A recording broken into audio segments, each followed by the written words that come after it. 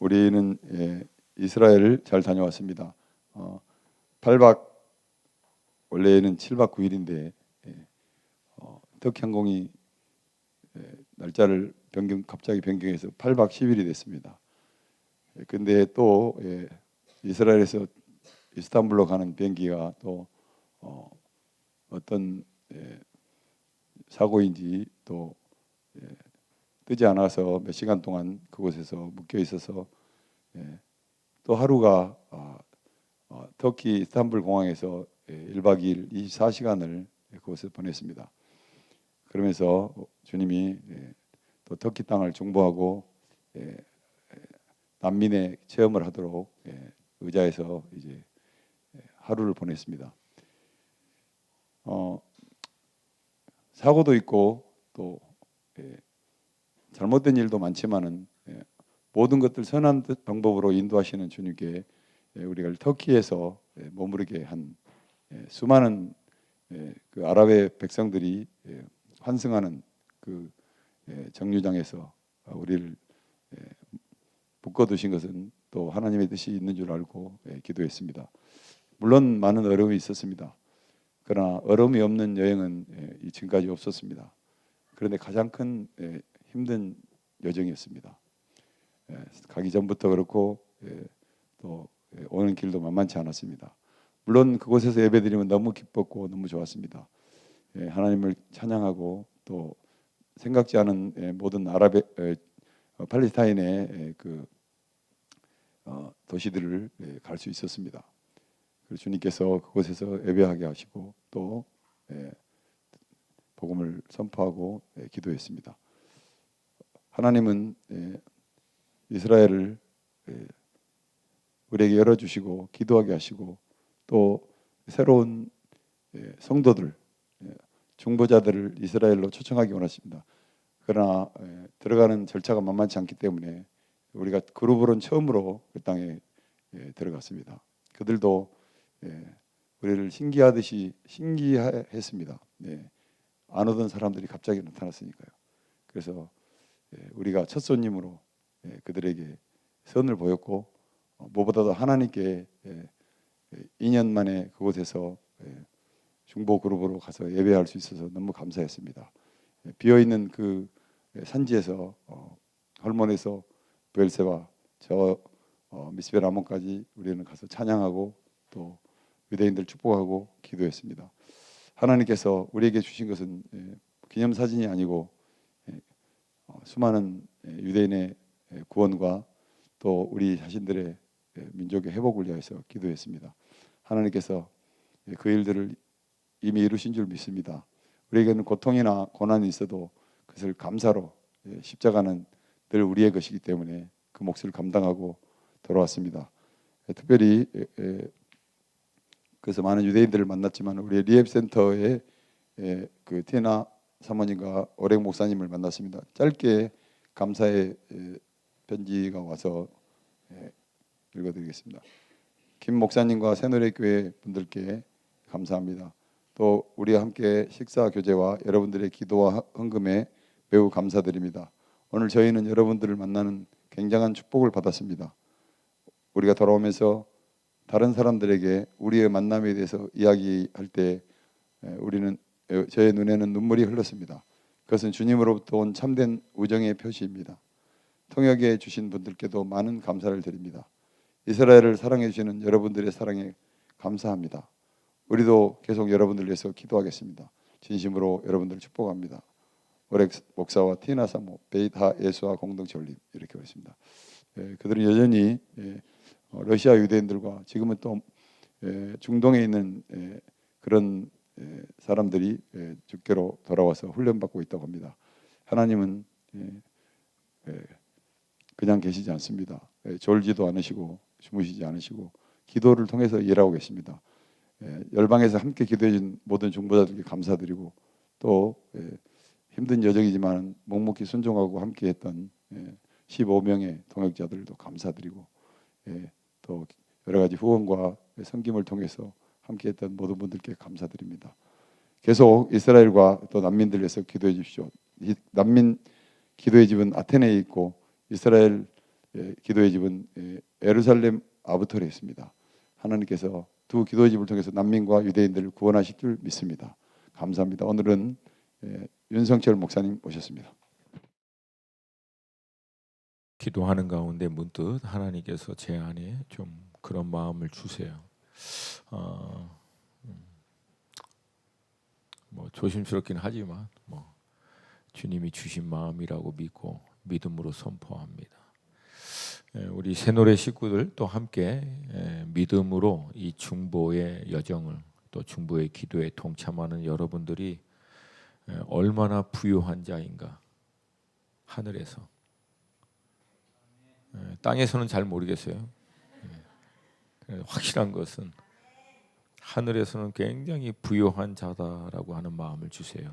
그러니까 제가 들은 정확한 음성은 아들아 이들은 참으로 부유한 자들이니라. 별로 안 부유해 보이는데요, 주님. 뭐가 부유하죠? 하늘에서. 아멘입니까? 땅에 있는 모든 것들은 잠시 있다가 다 사라지지만 하늘에 있는 것은 영원한 줄로 믿습니다.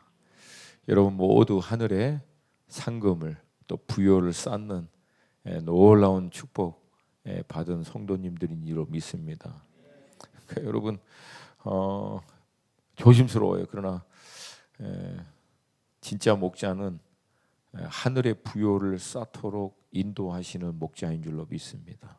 저는 그래요. 저는 그렇게 믿습니다. 그래서 여러분 좋은 목자 만나신 줄로 믿습니다. 아멘이 약하네. 믿습니다.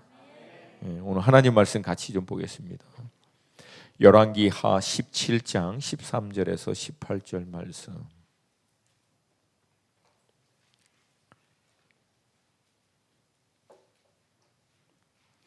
열왕기하 17장 13절에서 18절 말씀. 우리 한 목소리로 같이 13절부터 18절 같이 읽습니다. 시작.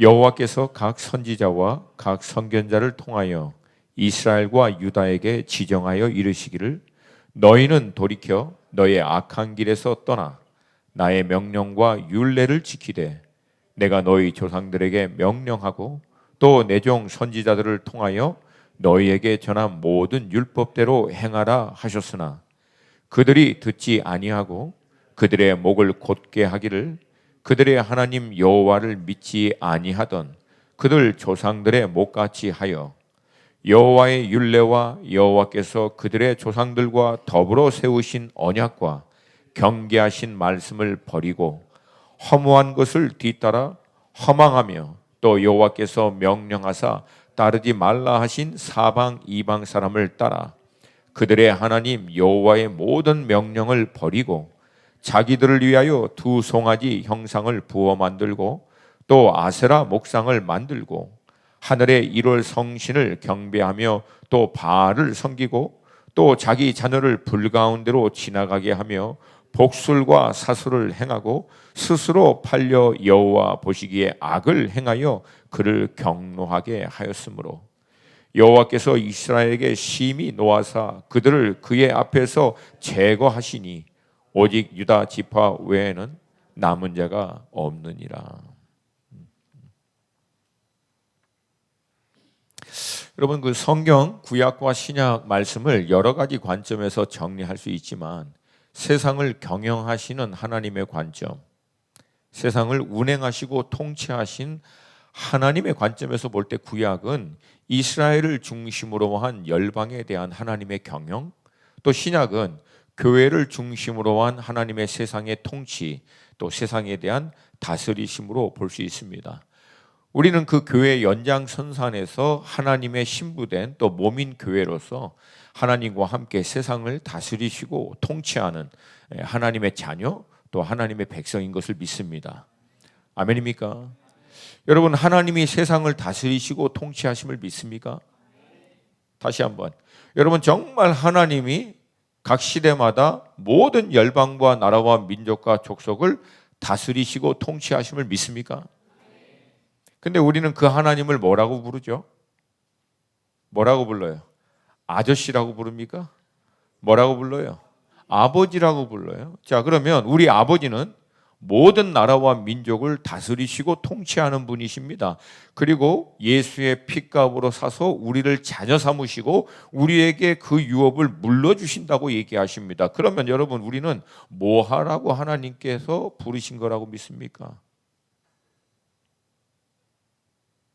우리 아버지는 열방과 나라와 민족을 통치하시는 분이시고 우리를 자녀 삼으셔서 유업으로 그것을 물려주신다 그랬어요. 그럼 우리는 뭐 하라고 부른 거예요? 열방과 나라를 통치하고 다스리라고 부르신 줄로 믿습니다. 이게 아담과 하와에게 하나님이 주신 지상 명령하고 똑같아요. 예수의 핏값으로 사서 우리를 하나님의 자녀로 회복시켜 주신 하나님이 자녀된 권세를 우리에게 회복시켜 주십니다. 아멘입니까? 그러면 우리에게 하나님이 무슨 권세를 준 거예요?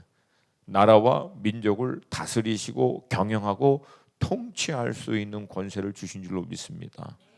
그러니까 여러분, 우리 믿음의 사람들이요, 좀 조심스러운 표현이기는 하지만 우리가 갖고 있는 믿음의 관점, 믿음의 사이즈가 너무 작아요. 우리 아버지가 만약에 구멍가게 하시는 분이면 그냥 구멍가게에서 대충 먹고 살면서 뭐 그냥 고만고만하게 살아도 할렐루야 할 수 있겠지만 우리 아버지는 구멍가게 운영하는 분이 아닙니다. 나라와 민족과 족속과 방언을 각 시대마다 통치하시고 다스리시는 분이십니다. 그분이 우리를 자녀로 부르신 거예요. 그리고 우리를 하나님의 나라의 유업을 이을 자로, 그 유산을 상속받을 자로 불러주신 거예요. 그러면 여러분, 하나님이 우리에게 주시고자 하시는 그 유업과 그 상속은 나라와 민족과 열방인 줄로 믿습니다. 그거 믿고 중보하는 거예요. 그거 믿고 우리 각자의 부르심의 영역에서 믿음의 삶을 감당하는 겁니다. 아멘입니까? 그래서 우리가 예수님이 했던 사역하고 똑같아요. 여러분, 예수님 사역은요, 예루살렘과 갈릴리 그 반경 얼마 되지도 않아요. 근데 그 반경 얼마 안 되는 거기 안에 제한돼, 육신적으로는 제한돼 살았지만 우리 주님은 열방을 다스리시고 통치하시는 관점으로 그 일을 행하신 거예요. 여러분, 이 시대 로컬 교회도 마찬가지고요, 우리 개개인의 성도님도 마찬가지입니다. 육신의 몸으로 제한되고 부르심의 영역은 제한되어 그 활동 반경이 작을지라도 결국 우리가 바라보고 운행하고 통치하고자 하는 것은 열방이고 민족이고 나라인 줄로 믿습니다. 그러면 여러분, 그 관점을 갖고 있는 사람은 벌써 말에 아니면 기도의 제목과 믿음의 분량 자체가 달라요. 사이즈가 달라요. 여러분, 제가 볼 때 사단의 제일 좋은 전략은 간단합니다. 우리 갖고 있는 관점을 요만하게 만들어버리는 거예요. 이게 다라고. 물론 저는 그냥 허무맹랑하게 과대망상으로 막 뭐든지 커야 된다, 절대 그런 의미로 얘기하는 게 아닙니다. 그러나 한 가지는 분명하잖아요. 우리 아버지는 열방을 다스리는 분이십니다. 그리고 우리는 그분의 자녀입니다. 근데 그 아버지가 우리에게 그분의 나라를 유업으로 주신대요. 그러면 여러분, 우리가 뭐 하는 사람이겠습니까? 열방을 다스리고 통치하는 사람이 돼야죠. 아멘입니까? 여러분, 그래서 우리는 이 관점에서 몸인 교회가 머리 대신 예수 그리스도께서 갖고 계신 선하고 기뻐하시고 온전하신 뜻이 무엇인지를 발견하고 온전히 그 뜻에 반응하기 위해서 어떻게 보면 구약시대 이스라엘 백성들을 하나님이 통해서 어떻게 세상을 운행하셨는지, 이스라엘 백성은 그 하나님의 통치 안에서 어떻게 믿음으로 반응함으로 말미암아 열방을 운행하시는 하나님의 다스림에 함께 동참하는 또 통로로 제사장 나라로 쓰임을 받게 됐는지, 반대로 어떻게 실패하여 제사장 나라로 쓰임받는 게 아니라 오히려 하나님의 징계의 대상으로 떨어져 버렸는지, 신약시대도 마찬가지예요. 당시 교회 여러분, 가장 영적으로 암울하고 어두운 때였습니다. 400년의 침묵을 이어온 다음, 말씀도 없었고 이상도 없었고 하나님의 역사도 없었던 그 암흑기를 다 통과했던 교회. 근데 그 교회가 어떻게 그렇게 강력하게 일어날 수밖에 없었는가?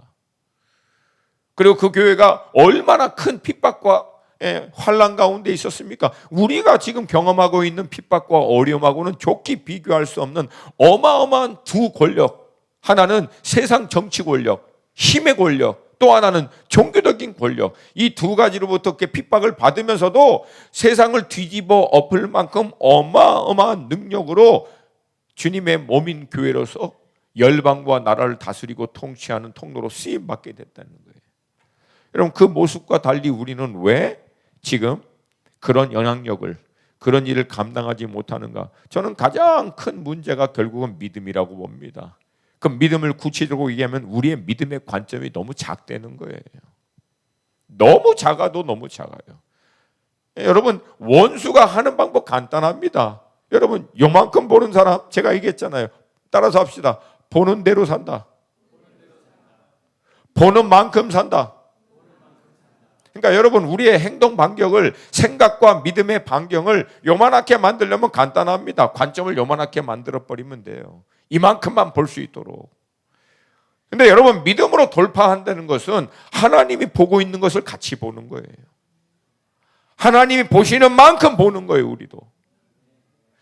그러니까 왜 우리가 기도를 하냐면, 기도를 통해서 하나님의 마음 가운데 깊이 들어가면 우리가 갖고 있었던 관점의 확장이 일어납니다. 생각의 틀이 깨집니다. 하나님의 수준으로. 할렐루야. 할렐루야. 그래서 여러분이 하는 일을 좀 계속 믿음으로 넉넉히 감당할 수 있기를 도전드립니다. 기도하시면서 예배 드리면서 성령께서 이 몸된 교회에게 열방을 향한 마음을 주시면 마치 특공대 같이 딱 준비해서 나가서 예배와 찬양으로 중보로 그 땅을 축복하고 그 땅 가운데 하늘의 문이 열리고 하나님의 지지하심과 은총이 임할 때까지. 할렐루야. 할렐루야. 여러분, 세상 관점에서 볼 때 이건 낭비입니다. 근데 저는요, 영적인 관점에서 이것은 거룩한 낭비라고 믿습니다. 그러니까 여러분, 사람은요, 어디에 가치가 있느냐, 그걸 실제적으로 믿는 대로 투자합니다. 시간, 재정, 자신 인생을. 여러분, 그러므로 열방 가운데 하나님의 나라가 임하는 것을 꿈꾸고 정말 우리의 예배가 이스라엘의 찬송 가운데 거하시는 주님, 할렐루야. 그래서 우리가 열방 가운데 성령의 인도하심에 따라 나아가서 찬양하고 예배하고 기도하는 그 가운데 하나님의 영광과 임재가 임할 것을 믿음으로 바라보면서 성령의 인도하심에 따라 행하는 자들 가운데, 세상 사람들은 낭비고 미친 짓이고 뭔 짓이요, 그럴 수 있겠지만 여러분, 하나님의 눈은 그곳에 있는 줄로 믿습니다. 그들을 통해서 하나님은 기도의 양이 차고 하나님의 때가 임할 때 그들의 모든 수고와 눈물을 통해서 결국 하나님의 일을 온전히 이뤄낼 줄로 믿습니다. 여러분, 당시 교회가 놀라운 것은 뭐예요? 소수였어요. 저는 마지막 때를 놓고 계속 고민하면서 내린 몇 가지 결론이 있어요. 그전에도 얘기했지만 가면 갈수록 어마어마한 핍박과 환난과 고통 가운데 있다. 근데 교회는 거기에 막 쥐어터지고 얻어맞고 막 쓰러지면서 피 흘리면서 뭐 주 예수여 우리를 불쌍히 여겨 주시옵소서 하고 막 끝나는, 절대 그런 모습이 아니라고. 핍박과 환난도 어마어마하게 일어나지만 몸인 교회는 그거와 반등해서 강력한 여호와의 군대로 주님의 신부로 일어날 거라고. 할렐루야. 빛과 어둠의 싸움, 그러나 결국은 빛이 이길 줄로 믿습니다. 제가 또 보고 있는 두 번째가 있어요. 그것은 뭐냐면 어마어마한 떼거지가 한꺼번에 일어나느냐? 절대 그렇지 않아요. 추수는 그렇게 돼요. 모든 나라와 민족과 족속 가운데 추수가 한순간에 이루어지기 때문에 주님이 도적과 같이 온다는 거예요. 아, 이제 주님 오겠구나, 이렇게 안 온다는 거예요. 이런 말씀은 성경 곳곳에 있습니다. 씨를 뿌리는 자하고 추수하는 자가 같이 간대요. 추수하고 술틀 밟는 자가 함께 간다는 거예요. 그러니까 이거는 굉장히 빠른 속도로 추수의 일이 확 끝나버리는 거예요. 그러니까 아무도 주님 다시 오시는 것을 예상 못할 만큼 굉장히 빠른 속도로 시작한 것 같은데 끝나버린다는 거예요. 아멘입니까? 근데 여러분, 창세기부터 요한계시록까지 떼거지, 물이 어마어마한 숫자를 통해서 하나님이 그 일을 했다. 그런 케이스가, 사례가 단 한 번도 없어요. 어마어마한 추수는 일어나는 것은 맞지만 그 추수가 일어나는데 핵심적으로 쓰임받았던 사람들의 숫자가 어마어마하게 많은 사람이었다라고 하는 케이스가 성경에 없어요. 그리고 지난 2000년 기독교 역사 가운데 있었던 부흥의 사건들의 여러 가지 공통적인 표현 가운데 한 가지가 또 뭔지 아세요? 소수의 사람이 모여서 기도할 때, 몇 명 안 될 때, 거기에 그런 역사와 놀라운 일들이 일어날 거라고 하는 것을 아무도 기대하고 있지 못할 때 임해버린 거예요. 할렐루야. 그래서 여러분, 저는 마지막 때도 하나님이 찾는 사람은 소수정예라고 믿습니다. 소수정예. 그루터기 같이 다 잘려서 없는 것 같은 밑둥어리 같은 사람들, 그러나 마지막까지 잘려나가는 순간에서도 끝까지 믿음으로 버텨내던 사람들, 그들을 통해서 하나님이 마지막에 놀라운 일을 행하실 줄로 믿습니다. 여러분, 이런 하나님의 원리들을 깨닫고 어떻게 우리가 살고 있는 이 시대에 구약에서 신약에서 역사하신 하나님, 또 구약시대와 신약시대에 쓰임받았던 그 백성과 교회와 같이 우리도 온전한 하나님 앞에 쓰임을 받을 수 있는지를 배우고 자신들을 돌아보기 위해서 사실 하나님의 말씀을 묵상하는 줄로 믿습니다. 아멘입니까? 이걸 통해서 우리 자신을 비춰보고 어떻게 우리 안에서도 동일한 세상을 경영하시는 하나님의 경영이 우리를 통해서도 일어날 수 있는가, 이걸 놓고 하나님 앞에서 씨름하고 말씀 앞에서 몸부림치며 주님의 인도하심을 구하는 거예요. 근데 여러분, 안타깝게도 영국의 역사학자 아놀드 토인비가 지적한 것처럼 인류는 역사를 통해서 도무지 배우지 않는다. 근데 이것은 믿지 않는 인류만이 아니라 믿고 있는 교회 안에서도 동일한 현상이 나타나기 때문에 늘 답답함이 좀 있는 거예요, 사실은. 여러분, 다시 말씀드립니다. 우리가 말씀 앞에 나아가 말씀을 묵상하고 그 말씀 앞에 몸부림치는 것은 말씀의 인포메이션과 말씀의 지식, 말씀에 대한 자료들을 많이 얻으려고 하는 게 아니에요. 이 말씀을 거울과 같이 여겨 말씀 앞에 우리 자신을 비추어 이 시대에도 세상을 경영하시는 하나님이 이 역사적인 사건, 하나님이 사용했던 이 백성과 교회 가운데 하나님이 사용하였던 영적인 원리, 하나님의 인도하심에 대한 원리들을 발견하고 우리를 비춰 우리는 어떻게 동일한 그 하나님 앞에 세상을 경영하시는 하나님 앞에 쓰임받을 수 있는지를 하나님 앞에 씨름하는 거예요.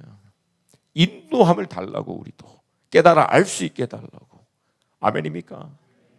여러분, 이 돌파가 우리 모든 화요 식구들 한 분 한 분에게 있기를 주님의 이름으로 축복합니다. 오늘 본문 말씀을 이해하기 위해서는요, 가나안 땅이라고 하는 이 땅을 좀 이해해야 하는데 짧게 넘어갈게요. 우리가 알고 있는 대로 본토 친척 아비집, 우리가 알고 있는 대로 그 갈대아 우르를 떠나서 하란 땅에 아브라함이 정착을 합니다. 근데 그 하란 땅에 있는 아브라함에게 하나님이 나타나셔서 하나님이 약속할 땅을 줄 거니까 하나님께서 아브라함에게 하나님이 지시할 땅으로 가라고 그를 하나님의 경영 가운데, 세상을 통치하시는 하나님의 운행 가운데 초청하십니다. 아브라함은요, 구체적으로 그 땅이 어딘지를 알지 못하고 갈 바를 알지 못하지만 말씀을 쫓아갔다라고 나옵니다. 여러분, 이 시간으로부터 아브라함과 하나님의 세상을 운행하시고 통치하시는 하나님과의 동행이 시작됩니다. 여러분, 우리가 하나님의 말씀 앞에 믿음으로 반응하고 그 말씀을 쫓아 믿음의 발걸음을 내디디면 많은 축복이 있지만 가장 큰 축복은 두 가지입니다. 첫 번째, 하나님과의 동행이 시작돼요. 여러분, 하나님과 동행하는 삶을 살기를 원하십니까? 간단해요. 말씀을 쫓아가세요. 말씀을 쫓아가세요. 말씀을 쫓아가는 것을 동행이라고 얘기합니다. 그래서 하나님의 구체적인 말씀과 인도하심을 얻기 위해서 말씀 앞에서 우리는 계속 몸부림치는 거예요. 말씀해 주세요, 하나님. 이 시대를 살고 있는 내가 어떻게 살아야 합니까? 주님, 저를 향하신 하나님의 구체적인 인도하심은 무엇입니까? 인도해 주세요. 말씀해 주세요. 그것 때문에 하나님 말씀 앞에서 우리가 씨름하는 줄로 믿습니다. 여러분, 두 번째 축복은 하나님의 경영에 동참하는 인생이 된다는 거예요. 세상을 경영하시는 하나님이 그 시대에 하나님이 이루시고자 하시는 하나님의 계획을 위해서 아브라함을 초청하신 거예요. 그러니까 아브라함은 갈 바를 알지 못하고 그냥 말씀 한마디 한마디 쫓아갔지만 결국 그 인생은 어디로 들어가는 거냐면 세상을 경영하시는 하나님과 함께 세상을 경영하는 인생으로 들어가는 거예요. 할렐루야. 여러분, 우리 각자가 구체적으로 어떤 역할과 자리로 들어갈지, 또 우리의 인간적인 관점에서 볼 때는 이게 도대체 세상을 경영하신 하나님과 어떻게 연관될 수 있지 우리는 잘 모를 수 있어요. 그러나 걱정하지 마세요. 하나님은 아십니다. 하나님은 정확하게 아십니다. 전혀 상관없을 것 같은 그 일을 통해서도 하나님은 세상을 경영하는 통로로 우리의 믿음의 순종을, 말씀을 쫓아 나아가는 발걸음을 사용하십니다. 이게 여러분 성경이 우리에게 누누이 얘기하고 있는 거예요. 그리고 때가 되면 자신의 삶의 여정을 통해서 내 삶을 하나님이 이렇게 인도하였고 나의 이 믿음의 순종과 여정을 통해서 하나님이 세상 가운데 행하시고자 하시는 이런 통로로 사용하셨구나. 이게 여러분 사도 바울의 고백이고 대부분 믿음의 사람들의 고백입니다.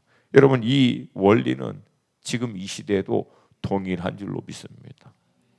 여러분, 우리 자신을 볼 때는 뭔 경영, 세상을 경영, 내 삶을 경영하기도 힘든데, 근데 하나님 절대 우리 인생을 그렇게 두지 않습니다. 부르심을 쫓아 믿음으로 반응하는 자들은 하나님의 열방을 향한, 세상을 향한 경영에 동참하는 삶으로 인도하시는 줄로 믿습니다. 아브라함은 그렇게 하나님과 이 믿음의 동행을 이제 시작하고 나서 우리가 알고 있는 대로 창세기 15장쯤에 오면 하나님이 굉장히 독특한 언약식을 아브라함과 맺습니다. 혹시 괜찮으면 창세기 15장 잠깐 좀 보겠습니다. 하나님 말씀 창세기 15장 8절부터 11절입니다. 창세기 15장 8절부터 11절.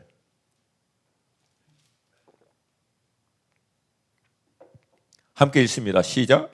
그가 이르되 주 여호와여, 내가 이 땅을 소유로 받을 것을 무엇으로 알리이까?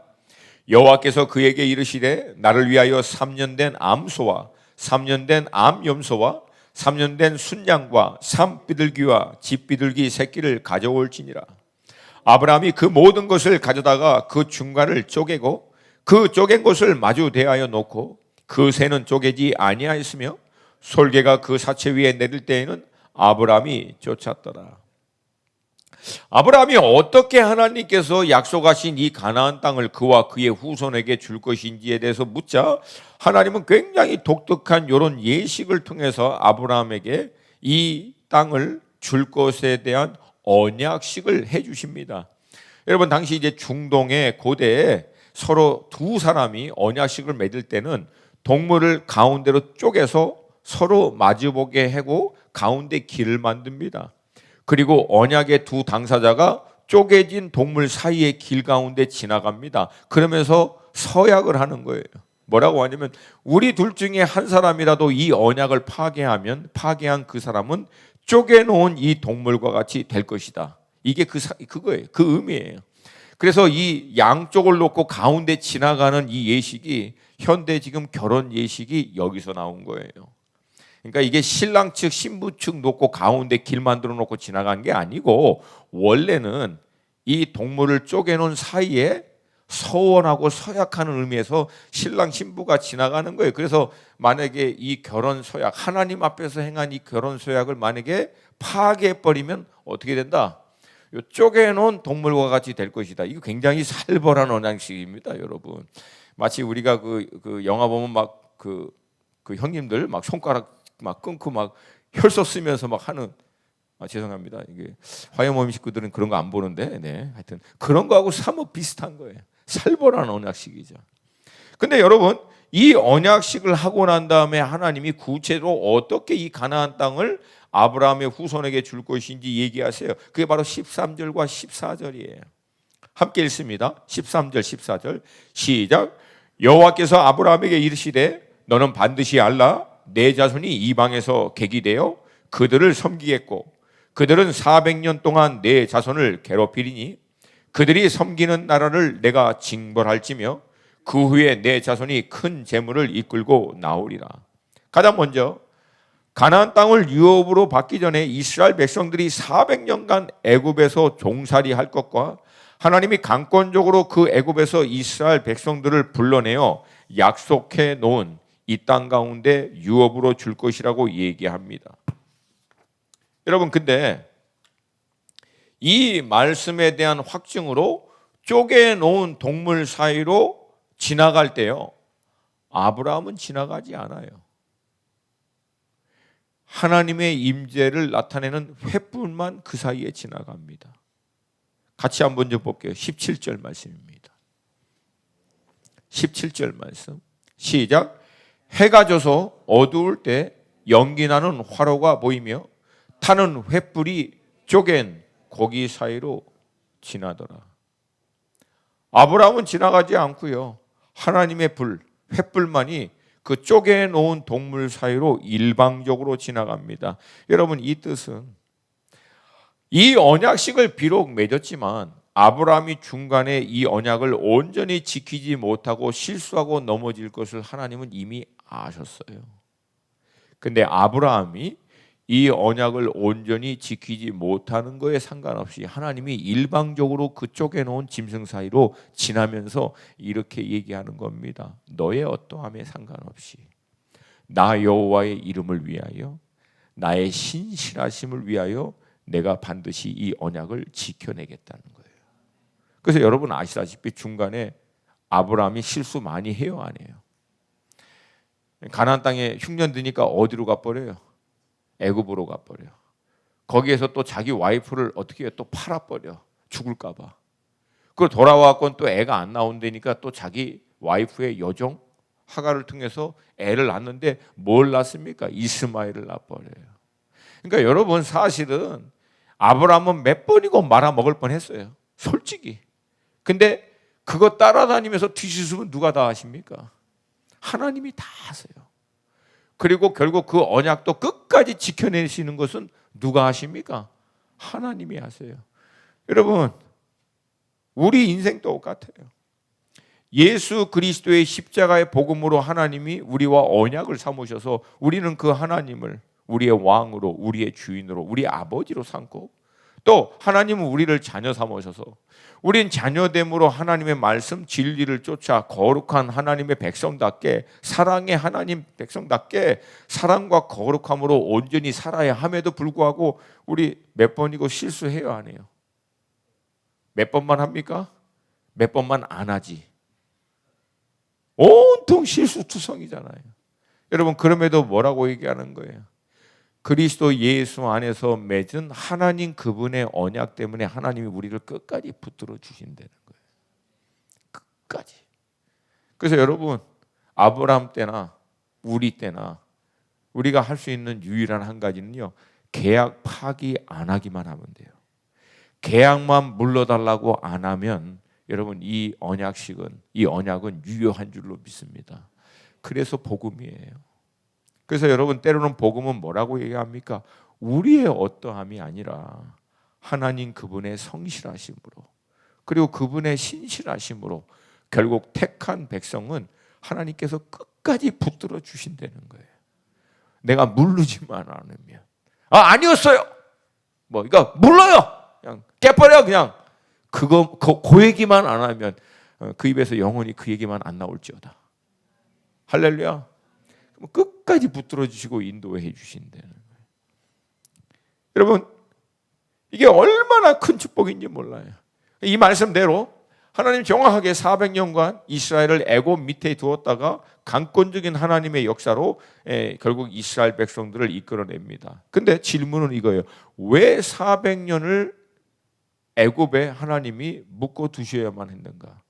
왜 하나님께서 이스라엘 백성들로 하여금 더 기다리게 하셨는가?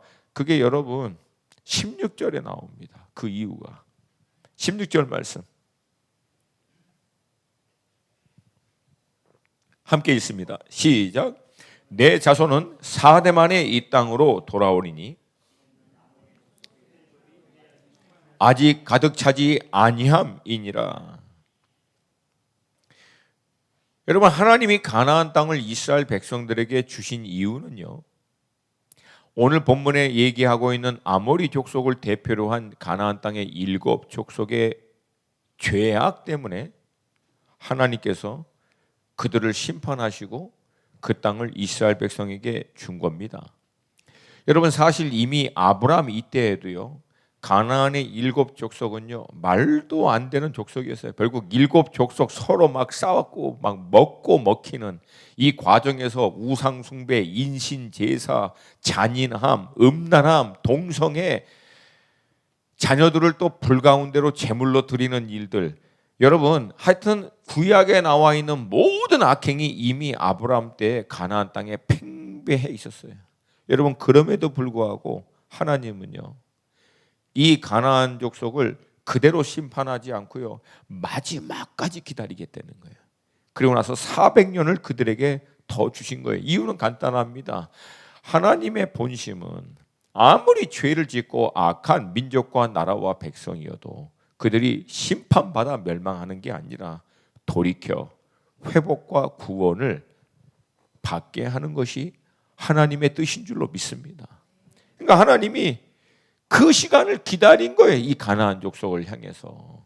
여러분, 그럼에도 불구하고 안타깝게도 그들은 끝내 그 죄악에서부터 돌이키질 않습니다. 결국 400년 딱 되자 모세를 통해서 하나님이 이스라엘 백성들을 이끌어내요 가나안 땅으로 그들을 인도합니다. 근데 이스라엘 백성도 이게 1세대들이 애굽에서 나오고 난 다음에 곧바로 들어갈 수 있는데 1세대가 하나님 앞에 또 이거 전문 용어로 헛짓거리 해버리니까 하나님이 40년을 또 광야에서 돌리고 1세대들 다 지나고 2세대들을 통해서 결국은 가나안 땅으로 들어가게 합니다. 여러분, 이 얘기는요 가나안 백성들은요 400년 이후에 보너스로 40년을 더 기회를 받은 거예요.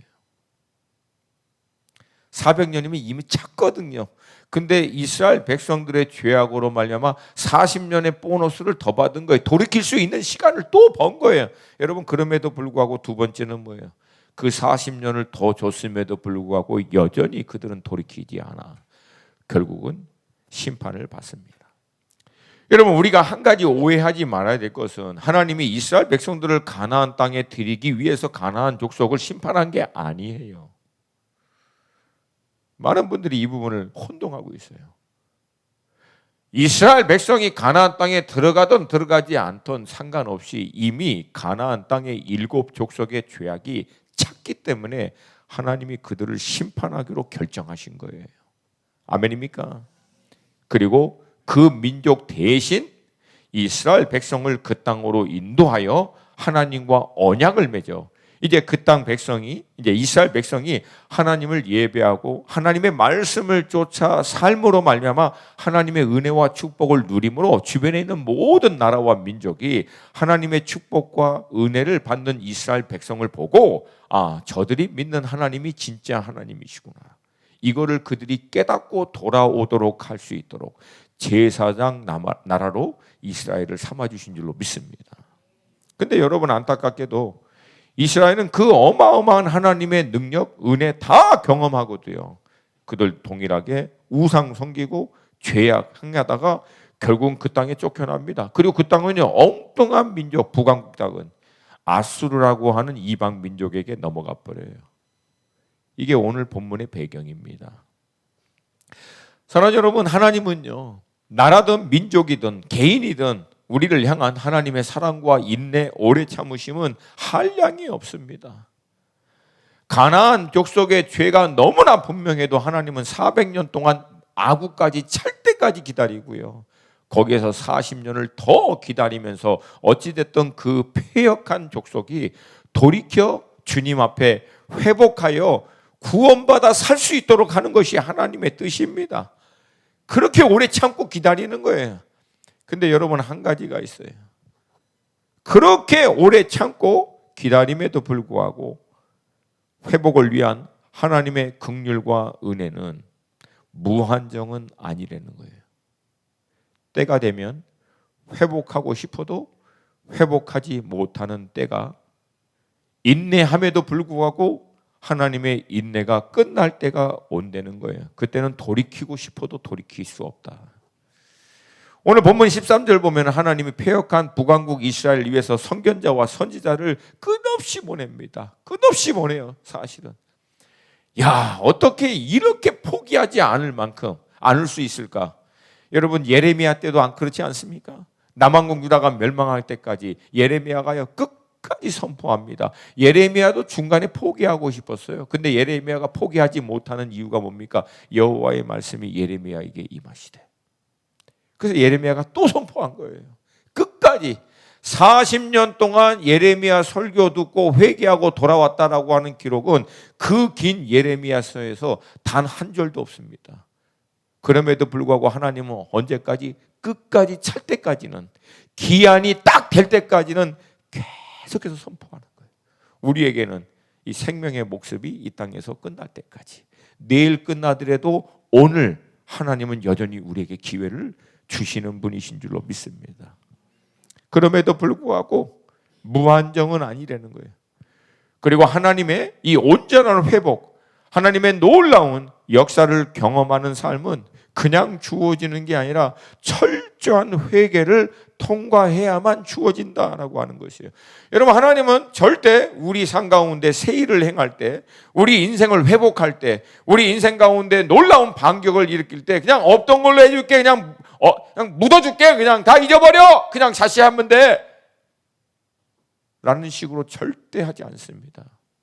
철저히 우리가 지나왔던 삶, 지금 우리가 가고 있는 그 길이 얼마나 죄악이며 얼마나 악한 것인지를 깨닫고 인정하고 돌이키는 과정을 통해서만 회복과 역사를 새롭게 시작하십니다. 그런 의미에서 우리가 정말 하나님의 회복을 경험하길 원하고 하나님의 놀라운 반격을 우리 인생 가운데 경험하기 위해서는 이 철저한 성경적 의미의 회개를 통과해야만 한다라고 하는 거예요. 근데 여러분, 의외로요, 이 시대를 살고 있는 그리스도인들마저도 성경적 의미에서의 정확한 회개를 잘 몰라요. 어떻게 보면 반쪽짜리, 아니면은 불완전한 회개.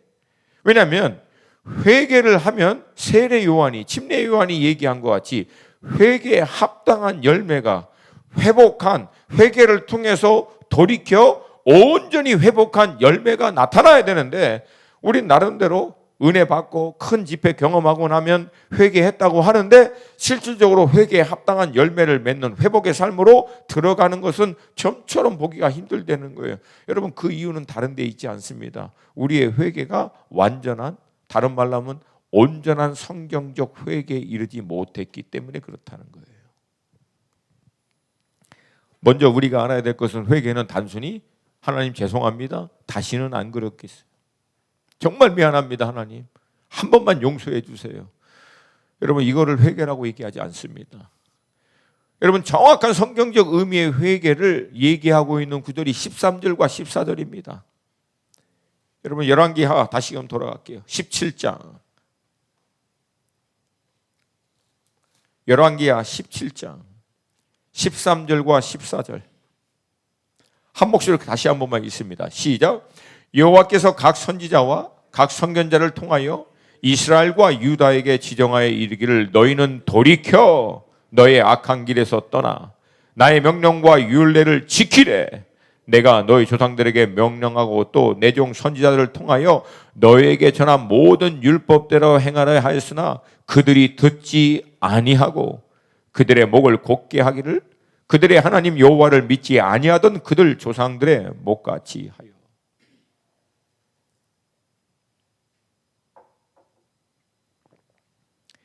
여러분, 이 본문의 말씀을 보면은 회개를 의미하는 굉장히 중요한 단어가요 13절과 14절에 나옵니다. 13절에 가장 먼저 너희는 돌이켜. 그래서 여러분, 회개는 죄송합니다가 아니라 돌이키는 거예요. 미안합니다가 아니라 돌이키는 겁니다.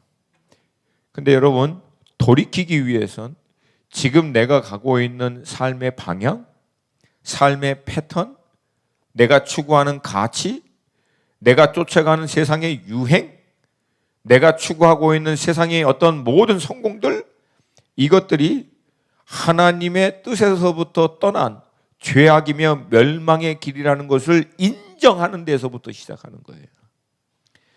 그러니까 여러분 잘 들으셔야 돼요. 이게 잘못된 길인 것을 인정합니다. 이게 죄이고 하나님이 기뻐하지 않는 것을 알겠는데요, 돌이키긴 힘들습니다. 여러분 그걸 하나님은 회개라고 보지 않습니다. 여러분 그래서 이게 죄악이고 잘못된 것인 것을 인정하는 것은 뭘로 증명하냐면 돌이키는 거예요. 인정하는데 돌이키지는 않겠습니다. 돌이키긴 어렵습니다. 그럼 그건 인정하는 걸로 안 보여요. 성경은. 따라오시죠? 그러니까 성경에서 분별하라, 그건 단순히 알으라가 하는 게 아니라 하나님의 선하시고 기뻐하시고 온전하신 뜻을 분별한다는 것은 그 뜻을 순종한다는 뜻이에요. 아멘입니까? 하나님의 뜻이 무엇인지를 명확하게 아는데 그냥 알기만 하고 끝나는 걸 얘기하지 않습니다. 안다는 것은 이꼴 뭘 한다는 거예요? 순종한다는 거예요. 따라오십니까? 이게 성경에서 얘기하고는 야다라고 하는 아는 것의 핵심적인 의미입니다. 머리로 인포메이션으로 그냥 담아 있고 동의합니다, 이거를 야다, 안다라고 얘기하지 않아요. 아니까 해야지. 온전히 순종하고 믿음으로 반응해야지. 그걸 아는 거예요. 그래서 체험적으로 체득하여 온 마음으로 인격적으로 영으로 비로소 아하 알겠다고, 그거를 성경은 아는 거라고 얘기하는 거예요. 아멘입니까? 똑같아요. 이게 정말 죄고 하나님이 기뻐하시지 않는 길인 것을 믿고 이대로 가면 아니다 싶은 것을 정말 인정하는 것은 뭘로 인정하고 있다는 것을 증명하느냐? 돌이키는 거예요. 안 돌이키는 것은 인정하는 것도 아니다. 그러니까 성경적으로 안 돌이키는 것은 인정하는 것도 아니다. 아니라는 거예요. 단순히 마음에 찔림을 받고 부담을 갖고 정말 주님 죄송해요. 잘 들으세요 여러분. 세례 요한의 말씀을 듣고요, 헤롯도 찔림을 받았습니다. 예수님 얘기 듣고 빌라도도 부담 가졌어요. 스데반 집사가 하나님의 말씀을 순교 직전에 선포했을 때 그 많은 군중들이 마음 가운데 찔림을 받았습니다. 근데 어떻게 했어요? 이를 악물면서 돌로 쳐 죽여버렸습니다. 찔림을 받았지만. 그러니까 마음에 찔리고 부담 갖고 힘들고 괴로워하고, 여러분 이거 자체를 성경은 회개라고 하지 않습니다. 그러면 어떻게 해야 한다? 그러면 어떻게 해야 한다? 돌이키라는 거예요. 회개의 언어적 의미도 정확하게 돌이키는 거예요. Turn around. 이게 회개의 어원적 의미입니다. 그러니까 여러분 돌이키지 않으면서 막 죄송합니다, 잘못했습니다, 하나님 도와주세요, 하나님, 다 부질없는 얘기예요. 성경에서 얘기하는 온전한 회복과 회개의 열매를 맺기 위한 진정한 성경적 의미의 회개는 과감 없이 돌아서는 거예요. 중요한 것은 그렇게 돌이키고 난 다음에 돌이키는 데에서 끝나지 않아야 돼요. 돌이키고 난 다음에 14절에 보면 그들이 놓친 부분을 얘기합니다. 그들이 듣지 아니하고 뭐예요? 여호와 하나님의 말씀을 듣고 그 말씀 앞에 반응하지 아니하고, 그 뜻이에요. 그러니까 여러분 돌이키고 난 다음, 돌이키고 난 그 이후에 끝내버리면 다시금 돌아갑니다. 성경적 의미의 회개의 시작은 돌이키는 거지만 완성은 돌이키고 난 다음 하나님의 말씀에 나를 꽂는 거예요. 하나님의 말씀에 나의 지정이, 나의 영, 나의 전 존재를 그 말씀 앞에 꽂아버리는 거예요. 그래야 진정한 회개의 열매를 맺는, 말씀이 실제가 되는 삶으로 들어가는 게 가능합니다. 그러니까 왜 우리가 회개한다고 하는데도 불구하고 온전한 회개의 열매, 진정한 하나님의 말씀이 삶 가운데 회복되고 역사하는 그런 삶으로 온전히 들어가는 게 잘 안 되는가? 간단합니다. 돌이키기만 해요. 돌이키기만. 여러분 근데 돌이키고 멈춰버리면 다시금 돌아갑니다. 돌이키고 멈추는 것은 반쪽짜리예요. 온전한 회개는 돌이키고 난 다음에 반대로 말씀을 향해서 나를 꽂아야 돼요. 말씀을 향해서 나를 꽂아야 합니다. 여러분, 꽂는다는 얘기는 제가 다른 표현을 많이 생각해 봤어요. 어떻게 하면 좀 더 분명하고 확실하게 좀 표현할 수 있을까? 근데 저한테는요, 이 꽂는다는 거 말고는 다른 표현이 없어. 여러분, 꽂는 게 뭐예요? 그냥 말씀으로 팍 들어가 버리는 거예요. 할렐루야? 할렐루야?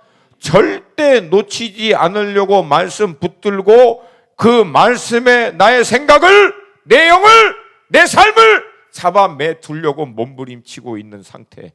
그게 꽂아두는 거예요. 그거 안 되면 절대 회복과 열매를 맺는 온전한 회개를 이루지 못합니다. 많은 분들이 그래요. 목사님, 제 삶 가운데는 왜 이렇게 변화가 안 일어나는지, 왜 성경에서 얘기하고 있는 하나님의 놀라운 역사가 없는지. 이유는 간단합니다. 반쪽짜리 회개예요. 온전한 회개로 들어가지 못해요. 여러분, 그러므로 이 진정한 회개를 통한 열매를 맺는 회복이 여러분의 삶 가운데 있기를 주님의 이름으로 축복합니다. 여러분, 다시 한번 말씀드립니다. 온전한 회복은 그냥 주어지지 않습니다. 성경적 회개를 통해서만 하나님의 회복이 시작되고 우리 인생의 반전도 그때부터 시작됩니다. 아멘입니까? 아멘입니까? 여러분, 이것을 위해서 다른 게 아니라 우리가 싸워야 할 것은 날마다 우리의 마음과 생각을 이 세상으로부터 돌이키는 거예요. 여러분, 사단 영적 싸움도 절대 만만치 않습니다.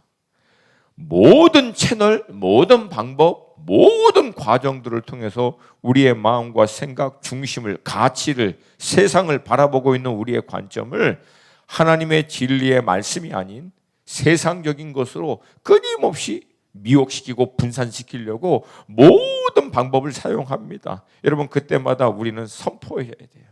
믿음으로 선택해야 합니다.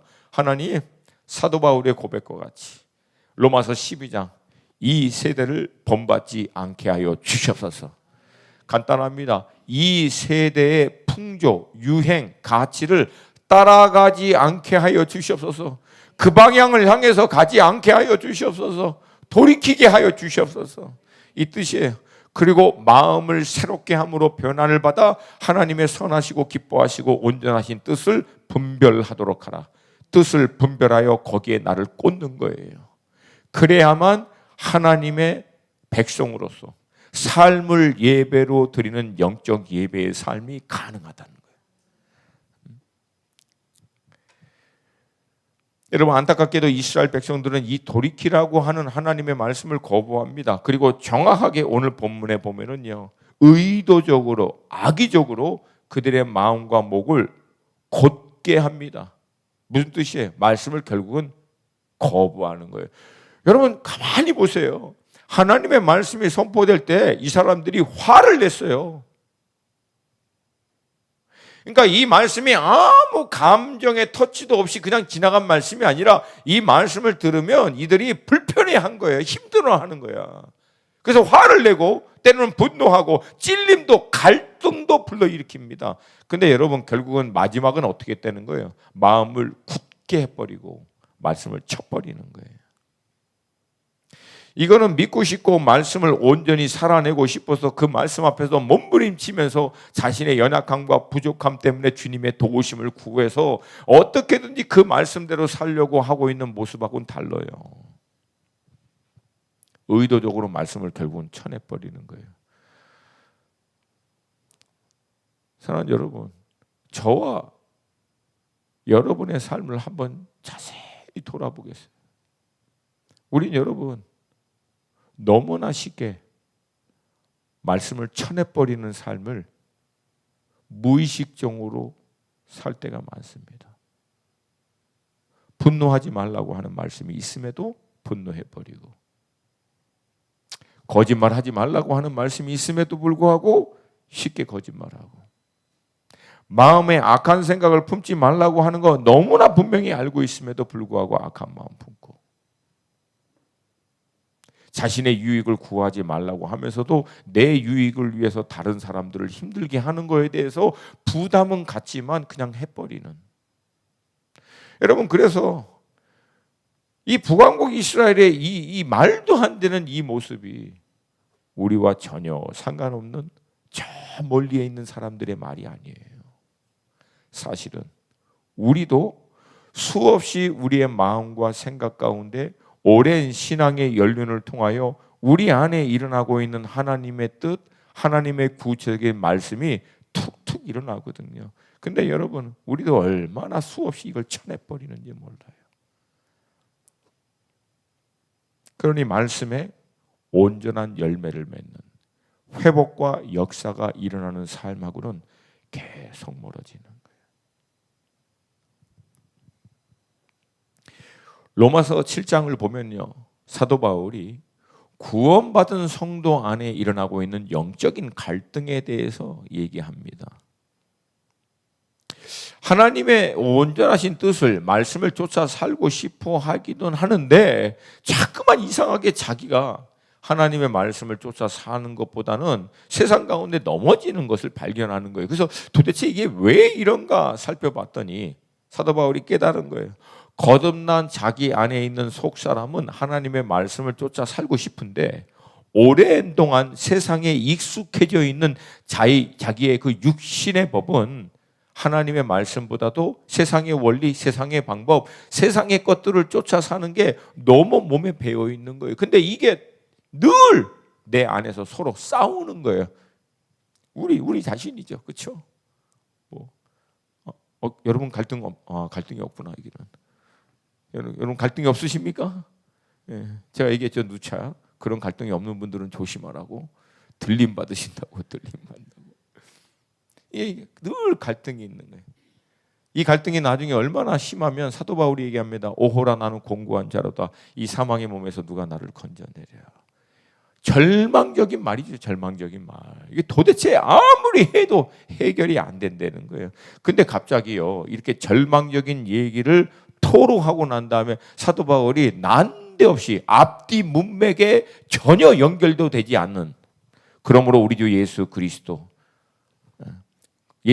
말미암아 아버지 하나님께 감사하노니 찬양하노니 갑자기 선포를 해요. 공부한 자라 해놓고 갑자기 예수 그리스도로 말미암아 나는 하나님께 감사한다고 선포를 해버립니다. 그리고 나서 또 이상한 얘기예요. 마음으로는 하나님의 법을, 육신으로는 죄의 법을 섬긴다라고 또 갈등을 얘기합니다. 근데 8장에 와서는 또 다시 갑자없이 문맥의 흐름하고 전혀 상관없이 그리스도 예수 안에 있는 자에겐 결코 정죄함이 없나니 그리스도 예수의 생명의 성령의 법이 죄와 사망의 법에서 너희들을 해방하였습니다. 그러니까 여러분, 이거 잘 따라가면요, 약간 좀 이분이 제정신인가? 이게 약간 좀 표현이 맛이 간 사람들의 증상하고 상당히 비슷합니다. 공고한 자로다 감사하고 찬양하노라. 내가 이 막 죄의 법을 섬기고 막 신의 법을 섬기고 예수 안에서 결코 정죄함이 없나니, 굉장히 왔다 갔다 해요. 근데 여러분, 한번 읽어볼까요? 로마서 8장 1절과 2절 말씀. 로마서 8장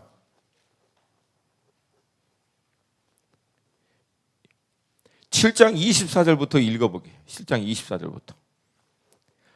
24절부터 8장 2절까지 시작. 오호라, 나는 곤고한 사람이로다. 이 사망의 몸에서 누가 나를 건져내라. 우리 주 예수 그리스도로 말미암아 하나님께 감사하리로다.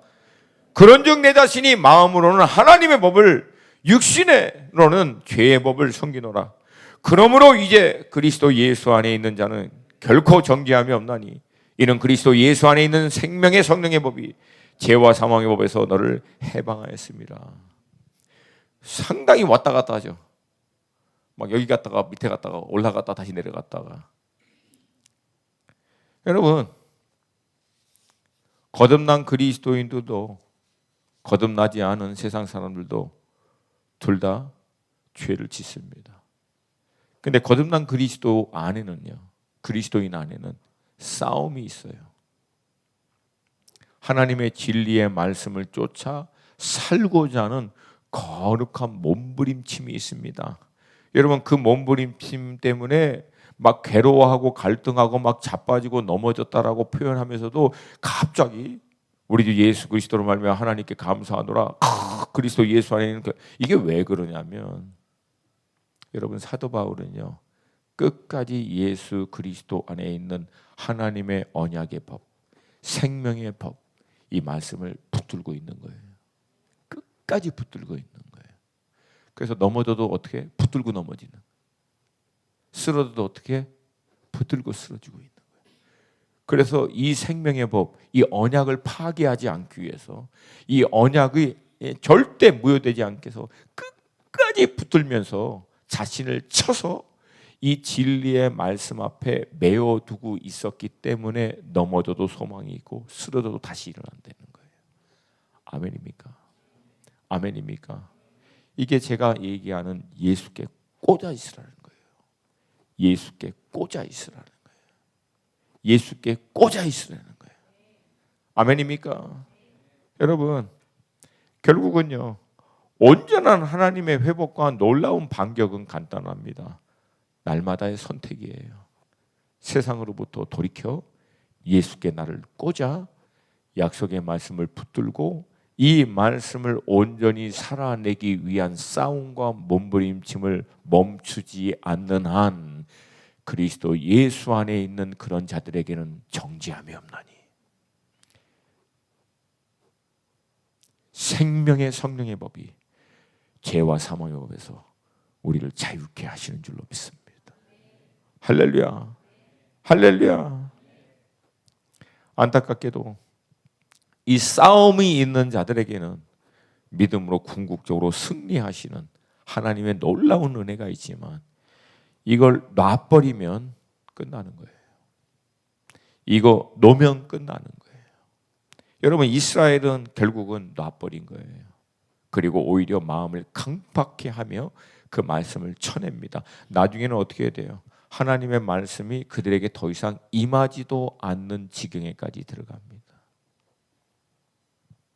그리고 그들은 이전과 똑같이 15절 말씀, 여호와의 율례와 여호와께서 그들 조상들과 더불어 세우신 언약과 경계하신 말씀을 버리고 허무한 것을 뒤따라 허망하며 또 여호와께서 명령하사 따르지 말라 하신 사방 이방 사람을 따라 언약 버려버리고 원래 옛 세상 풍조를 따라가 버린 거예요.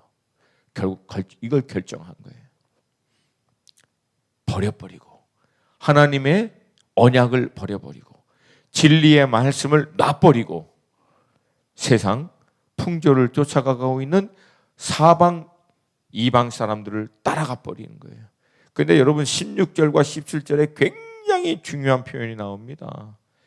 그들이 그렇게 한 이유는 뭐예요? 결국은 자기들을 위하여. 근데 그 결과는 뭡니까? 스스로 팔려. 그러니까 결국 자기들을 위하여 그렇게 결정을 했는데 자기들을 위하여 내린 그 결정이 결국은 어떤 결과를 갖고 왔냐면 스스로 자기 자신을 팔아버리는 결과를 낳아버리는 거예요.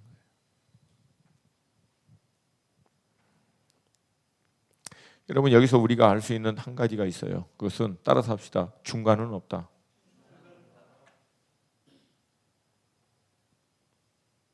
돌이켜 하나님의 진리의 말씀에 꽂혀 따라가든 아니면 거기서 돌이켜 세상의 풍조, 유행, 가치를 쫓아가든 둘 중에 하나예요. 중간 없어요. 성경 어디에도 중간 얘기하지 않습니다.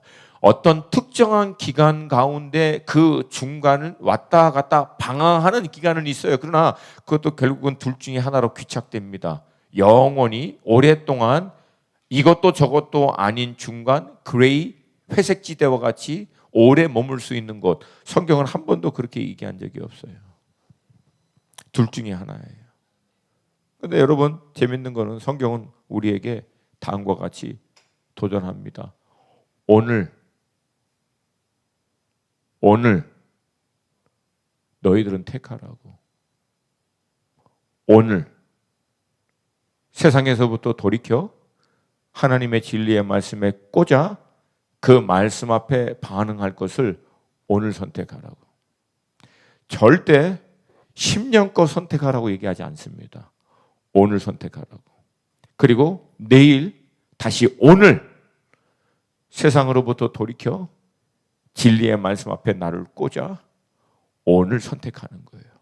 내일 모레 다시금 오늘 세상으로부터 돌이켜 진리의 말씀 앞에 나를 꽂아 오늘 선택하는 거예요. 여러분 따라서 합시다. 신앙은 오늘이다. 여러분 오늘 승리하시는 분은 결국 인생에서도 궁극적으로 승리하게 될 줄로 믿습니다. 오늘 타협하는 사람은 내일 타협할 가능성이 훨씬 높습니다. 내일 모레 타협할 가능성은 더더욱 높습니다. 영적인 원리가 그래요. 오늘 타협하지 않고 진리의 말씀을 향해서 돌이켜 온전히 말씀 앞에 꽂는 사람은 내일 그렇게 하기가 쉬워요, 안 쉬워요? 훨씬 쉽습니다. 내일 모레는 훨씬 더 쉽습니다. 이게 있는 자에게는 더 있지만 없는 자는 그나마 있는 것도 빼앗긴 데는 영적인 원리예요. 그러니까 돌이켜 하나님의 말씀 앞에 꽂아 그 말씀을 살아내려고 몸부림치면서 오늘을 살아내는 사람은요, 내일도 승리합니다. 내일 모레도 승리할 가능성이 굉장히 높습니다. 그렇게 오래 살았던 사람은 넘어져도 회복이 빠릅니다. 금방 돌아와요. 왜?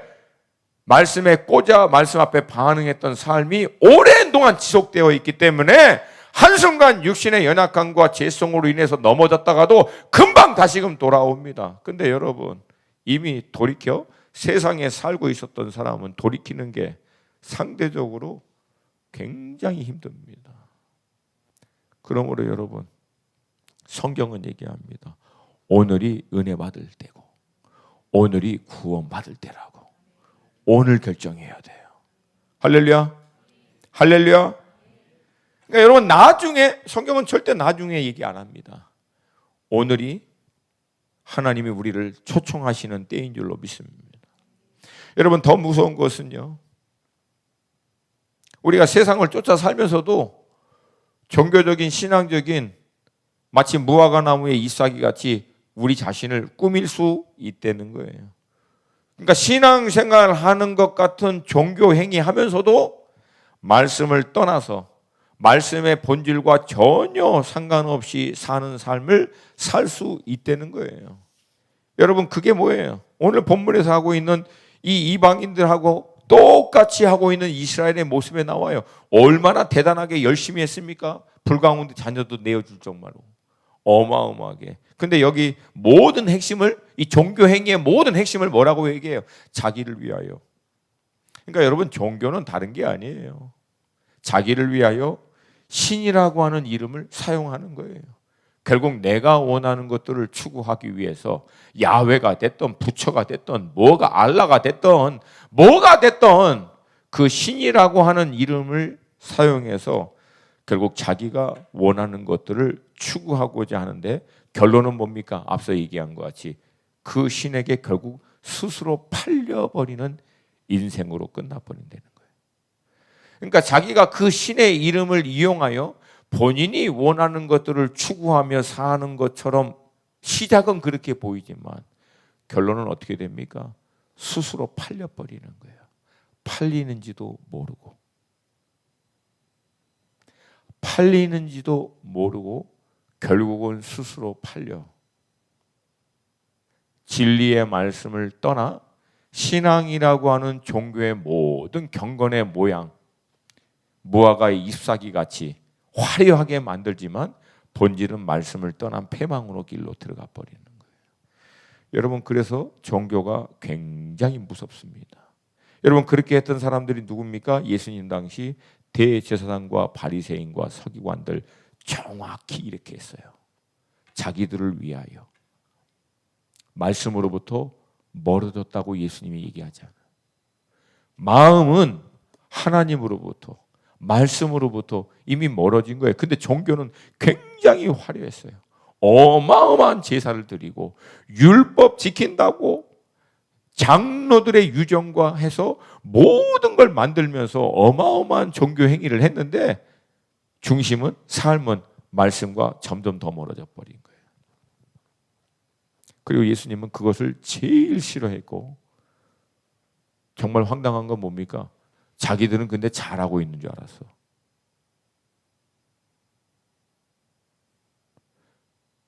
자기들은 이게 잘못됐는데 그냥 대충 그냥 잘하는 거라고 우리 서로 그냥 눈 감아주자, 그게 아니라 잘하는 줄 알고 있었어요.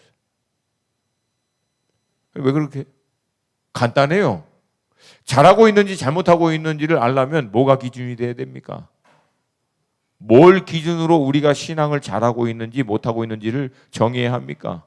말씀. 근데 말씀으로부터 이미 멀어졌으니까 잘하고 있는지 잘못했는지 분별이 됩니까? 안 됩니까? 안 돼요. 종교 행위는 그렇게 화려하게 열심히 온갖 것을 다 갖다 붙여서 해가고 있는데도 정작 말씀으로부터 멀어져 있으니까 본인들이 제대로 하고 있는지조차도 분별이 안 되는 거예요. 왜? 떨어져 있으니까. 온전한 믿음의 삶은 간단합니다. 나를 내려놓고 예수님이, 하나님이 주인 되게 하시는 거예요. 아멘입니까? 그리고 그 하나님이 주인 되는 것에 대한 시작과 핵심은 주인의 음성, 그분의 말씀을 듣고 그 말씀 앞에 반응하며 따라가는 삶이에요. 그게 신앙의 본질입니다. 그러니까 결국 말씀 앞에 반응하지 않으면, 말씀에게 꽂지 않으면 우리 신앙은 결국은 진리로부터 멀어질 수밖에 없다라고 하는 거예요. 그리고 이런 사람들은요, 말씀이 신앙의 기준이기 때문에 다른 사람이 뭘 어떻게 하는 거에 대해서 별로 신경 안 써요. 다른 교회가 뭘 잘하고 다른 교회가 뭐가 되고 막 별로 신경 안 써. 왜? 신앙의 기준이 다른 사람이 어떻게 하는 거에 따라 비교해서 더 잘하는 게 신앙의 기준이 아니라 말씀이 신앙의 기준인데, 그 말씀 앞에 우리가 온전히 믿음으로 반응하고 있다면 다른 사람이 뭘 하는 거에 상관없이 우리가 진리의 말씀 앞에 반응하는 걸 통해서 나의 신앙을 점검할 수 있기 때문에 자유합니다. 할렐루야. 할렐루야. 그리고 우리의 신앙의 목적이 다른 사람보다 잘하는 게 목적이 아니라 진리의 말씀 앞에 믿음으로 반응하는 게 신앙의 궁극적인 목적이기 때문에 다른 거에 대해서 별로 신경 쓸 필요가 없어요. 이게 진리가 우리를 자유케 하는 줄로 믿습니다. 그래서 기뻐요. 감사하고 거기 안에 자유함이 있고 주님이 함께 하신다라고 하는 확신이 또 그 안에 있고. 아멘입니까? 근데 여러분 이제 거의 끝났어요. 여러분 시차 때문에 주님의 임재가 막 왔다 갔다 하시는 분들이 계세요. 괜찮아요. 여러분 그때마다 여호와께서 사랑하는 자에게 잠을 주시는도다, 그 말씀 딱 붙들고 들어가세요. 그냥 뭐 다음에 한번 더 보면 되지 뭐. 자, 근데 여러분 정말 아이러니컬한 게 뭔지 아세요? 그럼 도대체 믿지 않는 자들과 이 종교 행위를 통해서 말씀을 떠나 여전히 세상을 쫓고 있는 사람들은 도대체 왜 그러냐? 왜? 간단해요. 결국 땅과 땅에 있는 소산을 더 먹기 위해서. 대제사장, 바리새인, 서기관들 똑같아요. 그러니까 결국은 땅을 차지하고요, 땅으로부터 얻을 소산을 더 먹기 위해서 그 난리를 치는 거예요. 근데 여러분 성경은 결국 땅을 누가 차지하느냐고 얘기 아니에요. 나중에 찾아보세요. 신명기 11장 22절부터 24절, 신명기 30장 20절. 구약만 그럽니까? 아니에요. 예수님 당시 우리가 알고 있는 예수님의 모든 가르침의 핵심이었던 팔복. 마태복음 5장 5절 뭐라고 얘기합니까? 온유한 자가 복이 있나니. 왜요? 그들이 결국 뭐예요? 땅을 기업으로 받을 것이며. 할렐루야.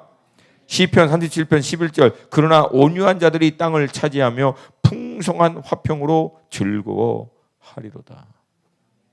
그러니까 결국 땅은 누가 먹는다고요? 온유한 자가. 이 난리치는 사람들이 먹는 게 아니고 결국 땅은 온유한 자가 취한다고 나와요. 근데 여러분 온유함이 뭔지 아십니까? 제가 몇 번 얘기했죠.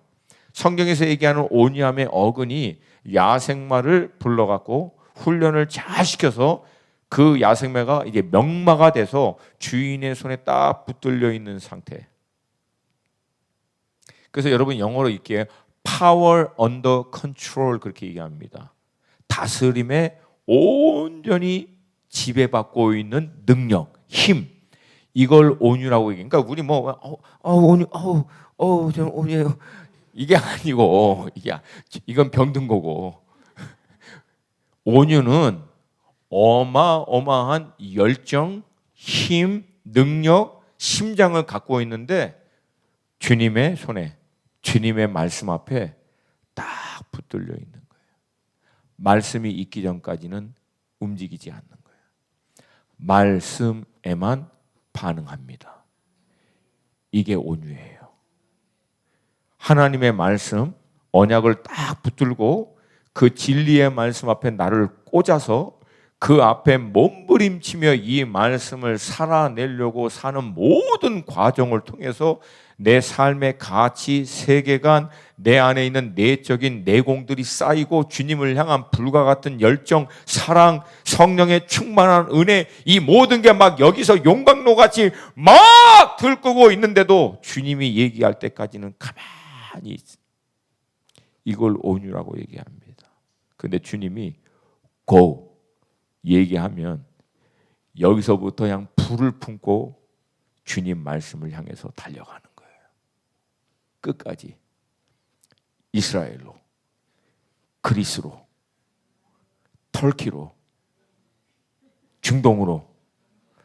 좀 더 여러분 짜릿한 거를 보고 싶으면 저를 따라서 제가 더 짜릿한데 더 잘 알아요. 이제 12월 초에 제가 이제 가는데 한번 좀 저와 같이 좀 이렇게 그 접전 지역도 한번 가보고 잘 때 이제 좀 터지는 소리도 가끔가다 총알 소리도 나는데 좀 드라마틱한데 할렐루야. 잠이 다 깨시네. 여러분 그거를 온유함이라고 얘기합니다.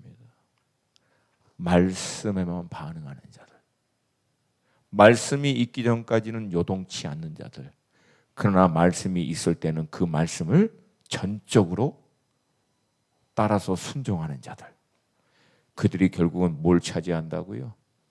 땅을 차지해요. 그들을 하나님이 기업으로 주는 거예요. 아멘입니까?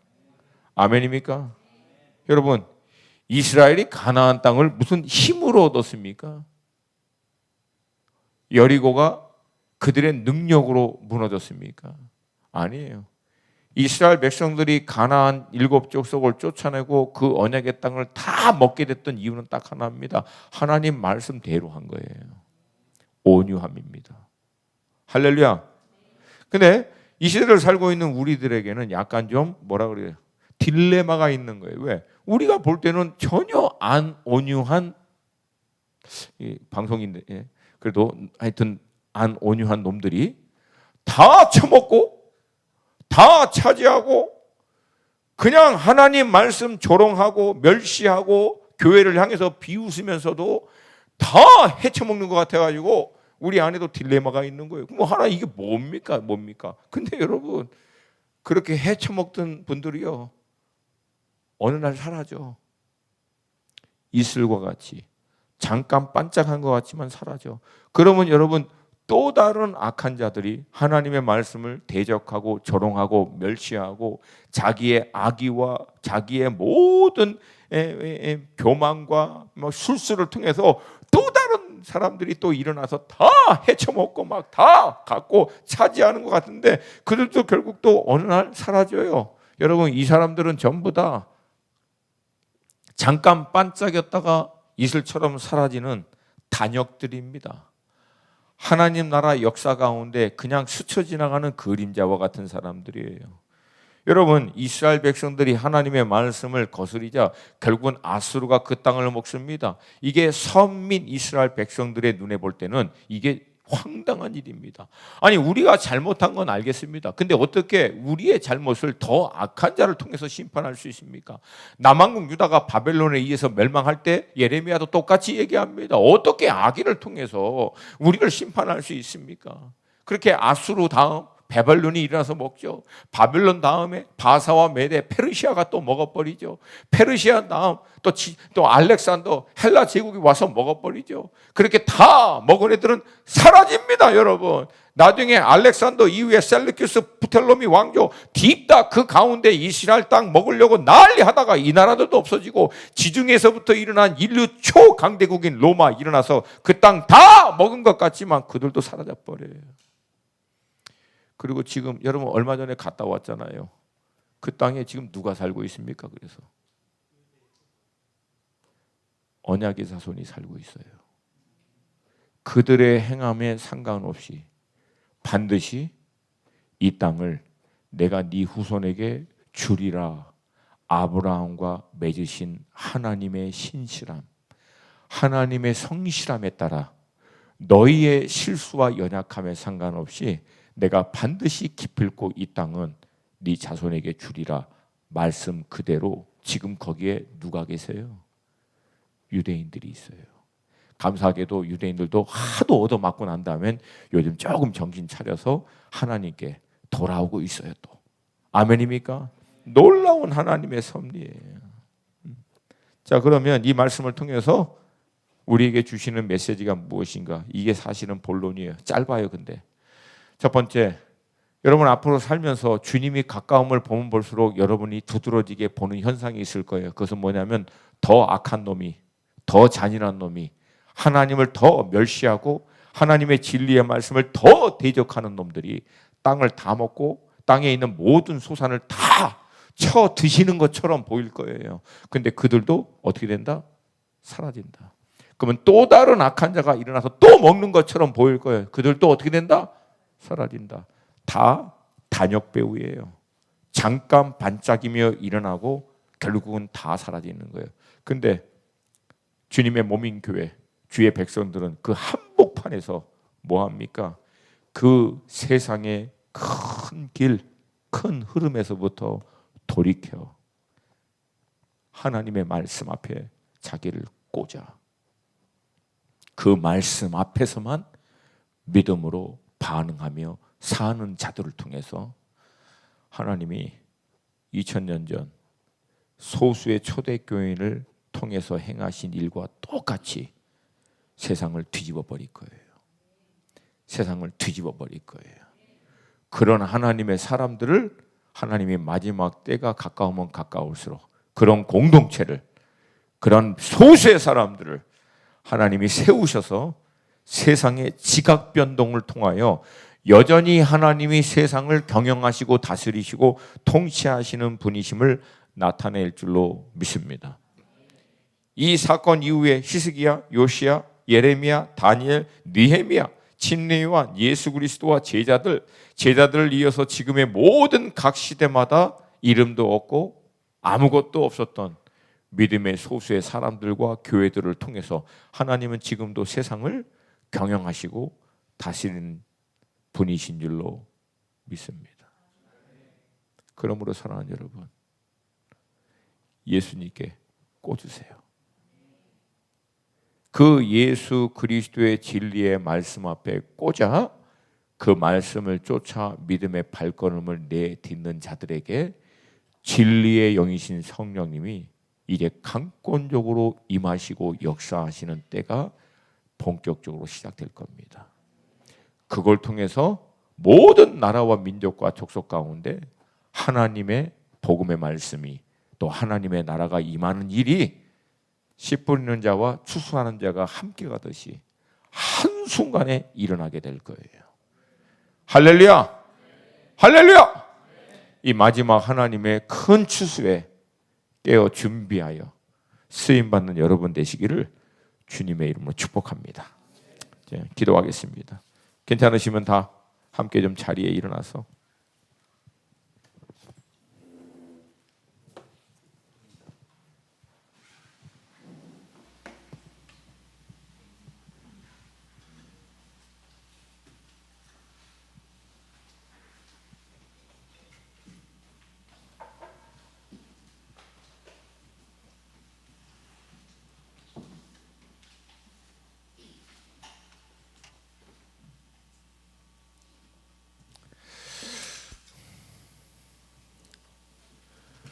저는요 개인적으로 시간이 지나면 지날수록 제 안에 이 갈망과 이 기대가 계속 더 일어나요. 뭐라고 얘기할까요? 조심스럽게 표현하지만 막 경박해서 막 그냥 냄비국 뚜껑 막 끓듯이 그런 느낌이 아니에요. 예, 어떻게 할까요? 제가 많이 그래 봤거든요. 혼자 막 끓었다가 식어버리고. 근데 이번에는 뭔가 이렇게 막 난리가 아닌데 굉장히 잔잔한데 묵직한 느낌으로, 확신으로 내 안에 하나님이 본격적으로 행하실 반격, 놀라운 하나님의 일에 대한 확신과 갈망이 계속 물이 차오르듯이 내 안에 일어나고 있어요. 모르겠어요. 잘 어쩌면 2022년부터 본격적으로 하나님이 그 일을 행하실런지, 뭐 제가 지금까지 이해하고 확신하고 대략 예측하고 있는 관점에서 설명하면 내년부터 저는 하나님께서 본격적으로 뭔가 하나님의 일을 하실 거라고 믿어요. 그런 감동이 있어요.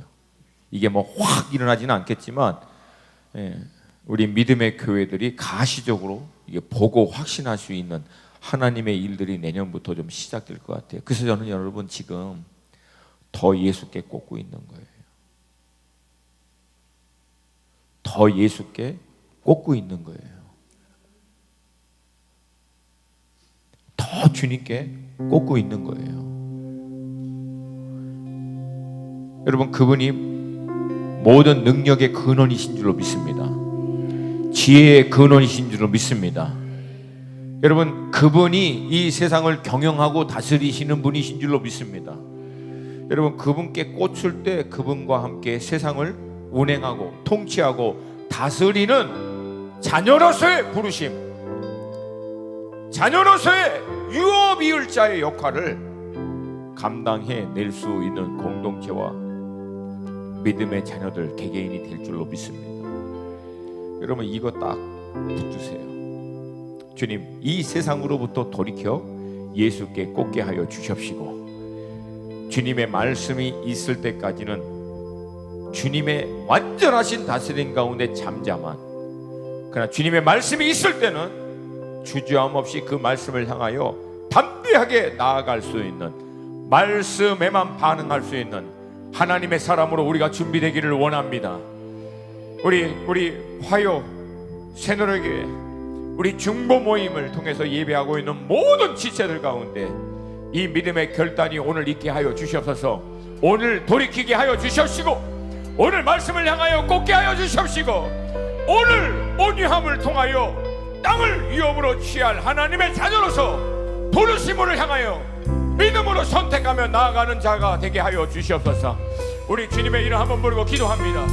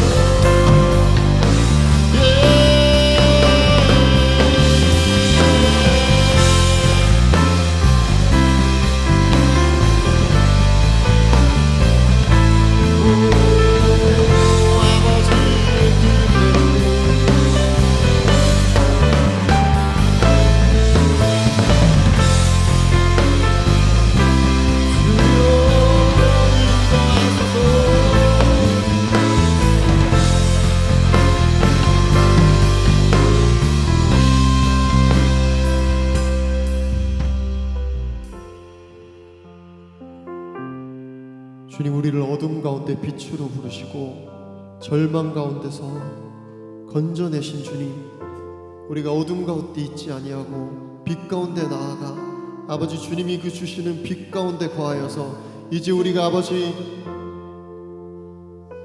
어두운 데 있지 아니하고 주님이 주신 그 빛으로 세상 가운데 나아가 완전하신 주님의 그 빛을 나타내게 하시고 주님의 나라와 영광이 이 땅 가운데 임하는데 주님, 우리가 거룩한 주님의 빛으로 도구로 사용되기를 갈망합니다. 주님, 우리 안에 그 거룩한 아버지 부흥을 허락하여 주시고 더 정결하고 거룩한 주님의 아버지 도구로 자녀들로 주님 기름 부어 주시옵소서. 더 주님을 사모하는 그 열심으로 열정으로 주님의 나라를 침노할 때 아버지 우리를 사용하시고 우리를 통해 일하시고 역사하시고 나타내시기 원하시는 그 주님의 뜻을 이루어 주시옵소서. 이 마지막 때 주님께서 약속하시고 계획하신 그 모든 뜻을 다 이루고 아버지께 영광 돌리는 자녀들로 주님 기름 부어 주시옵소서. 그렇게 주님 앞에 결단하고 구한 모든 자들 위해 모든 결단 위에 주님 역사하시고 주님 은혜를 베풀어 주시옵소서. 감사드리며 살아계신 예수님의 이름으로 기도드립니다.